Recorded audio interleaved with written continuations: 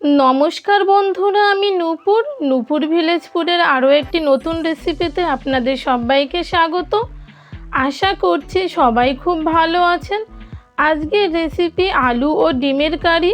কোনো কিছু রান্না করতে ইচ্ছে না করলে একবার এই রেসিপিটি ট্রাই করে দেখতে পারেন। একটি পদেই বাজিমাত। আশা করছি আজকের ভিডিওটি আপনাদের খুব ভালো লাগবে। স্কিপ না করে শেষ অবধি দেখার অনুরোধ রইল। চলুন শুরু করা যাক। ডিমের কারি বানানোর জন্য প্রথমে আমি ডিমগুলোকে ভেজে নেব। এখানে আমি দুটো ডিম আগে থেকে সেদ্ধ করে কিছুটা হলুদ ও নুন মাখিয়ে রেখেছিলাম। এবার খুব সুন্দর করে ভেজে নেব। আপনারা চাইলে আমার মতো এরকম গোটাও রাখতে পারেন বা মাঝখান থেকে কেটেও দিতে পারেন। দেখুন ডিমগুলোকে খুব সুন্দর করে ভেজে নিয়েছি। এবার আমি তুলে নেব। এবার ওই ডিম ভাজা তেলের মধ্যে আমি এখানে দিয়ে দেবো একটা পেঁয়াজ কুচি। এবার এই পেঁয়াজ কুচিটাকে আমি মোটামুটি 1 মিনিট মতো ভেজে নেব। অবশ্যই গ্যাসের ফ্লেম লো টু মিডিয়াম রাখবেন, হাই রাখার কোনো দরকার নেই। এবার আমি এখানে দিয়ে দেবো কেটে রাখা আলু। এখানে আমি বড় সাইজের একটা আলু এরকম পাতলা পাতলা করে কেটে নিয়েছি। এবার এই আলুর উপরে আমি দিয়ে দেবো কিছুটা লবণ আর হলুদ। আপনারা চাইলে আলুটাকে অন্যভাবেও কাটতে পারেন, তাতেও কোনো অসুবিধা নেই। এবার দেখুন আমি আলুটাকে খুব সুন্দর করে ভেজে নেব 2 থেকে 3 মিনিট মতো।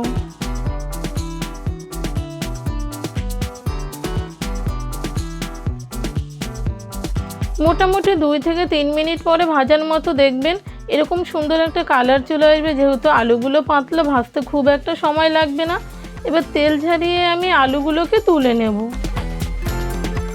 এবার ওই তেলের মধ্যে আমি দিয়ে দিলাম 1 চামচ জিরে ফোড়ন। জিরেটাকে আমি 1 মিনিট মতো ভেজে নেব। যে কোনো ফোড়ন খুব বেশি ভাজবেন না, তাতে করে তার ঘ্রাণটা চলে যায়। 1 মিনিট মতো ভেজে নিয়ে এখানে আমি আদা, রসুন ও কাঁচা লঙ্কা একসঙ্গে বেটে রেখেছিলাম দিয়ে দেব। আপনারা চাইলে আলাদা আলাদা করেও বাটতে পারেন বা ঝামেলা কমাতে চাইলে এইভাবে আমার মতো একসঙ্গেও বাটতে পারেন, কোনো অসুবিধা নেই। এবার এগুলোকেও আমি 2 মিনিট মতো ভেজে নিয়েছি। এখন দিয়ে দিলাম একটা পেঁয়াজ কুচি। পেঁয়াজ কুচির সঙ্গে এই মশলাটাকে আমি খুব সুন্দর করে ভেজে নেব।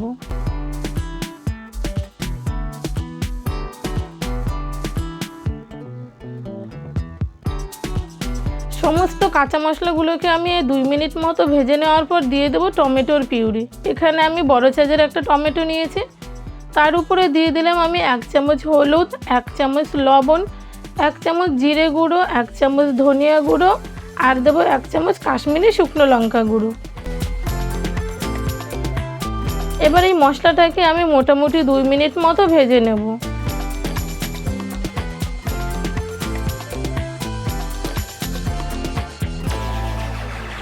মশলাটাকে 2 মিনিট মতো ভেজে নিলে দেখবেন মশলাটার গা থেকে সুন্দরভাবে তেল ছেড়ে দিচ্ছে, দেখেই বুঝতে পারছেন। এবার আমি সামান্য একটু জল দিয়ে দিলাম যাতে মশলাটা আরও সুন্দর করে কষানো যায়।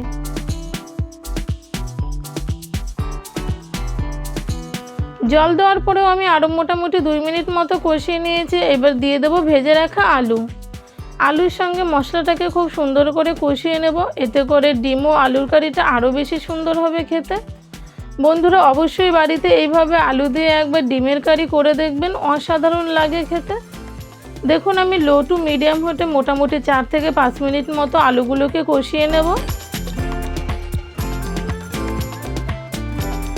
আলুটাকে খুব সুন্দর করে কষিয়ে নিয়েছি। এবার দিয়ে দেবো পরিমাণ মতো জল। যেহেতু আলুগুলো পাতলা করে কাটা, তাই খুব বেশি জল দেওয়ার দরকার নেই বা ঢাকা দেওয়ারও দরকার নেই। এইভাবে গ্যাসের ফ্লেমটা হাই রেখে মোটামুটি 3-4 মিনিট জাল করে নিলেই দেখবেন আলুগুলো খুব সুন্দর করে সেদ্ধ হয়ে গেছে। হাতে খুব কম সময় থাকলে বা একদমই কিছু রান্না করতে না ইচ্ছে করলে অবশ্যই এই রেসিপিটি একবার করে নিতে পারেন, 10 মিনিটের মধ্যেই হয়ে যায়। এবার আমি 3-4 মিনিট মতো ফুটিয়ে নেওয়ার পরে ডিমগুলোকে দিয়ে দেব। এবার ডিমটা দেওয়ার পরে গ্রেভির সঙ্গে আমি মোটামুটি 2 মিনিট মতো ফুটিয়ে নেব। দেখুন 3-4 মিনিট মতো আমি রান্না করে নিয়েছি আর আলুগুলোও খুব সুন্দর করে সেদ্ধ হয়ে গেছে খুন্তির সাহায্যে, তাই আমি একটু ম্যাশ করে দিচ্ছি। ডিম দেওয়ার পরে 2 মিনিট মতো ফুটিয়ে নিয়েছি, গ্রেভিটা অনেকটাই কমে এসছে। এবার আমি দিয়ে দিলাম 1 চামচ গরম মশলা গুঁড়ো। গরম মশলা গুঁড়ো দেওয়ার পরে মোটামুটি 1 মিনিট নাড়িয়ে চাড়িয়ে নিলেই তৈরি আজকে ঝামেলা ছাড়া ডিম ও আলুর কারি। আশা করছি আজকের ভিডিওটি আপনাদের ভালো লেগেছে। ভালো লাগলে অবশ্যই কিন্তু একটা লাইক করবেন, কমেন্ট করবেন, আর অবশ্যই সবার সঙ্গে শেয়ার করবেন যাতে তারাও এত সহজ রেসিপি দেখতে পায়।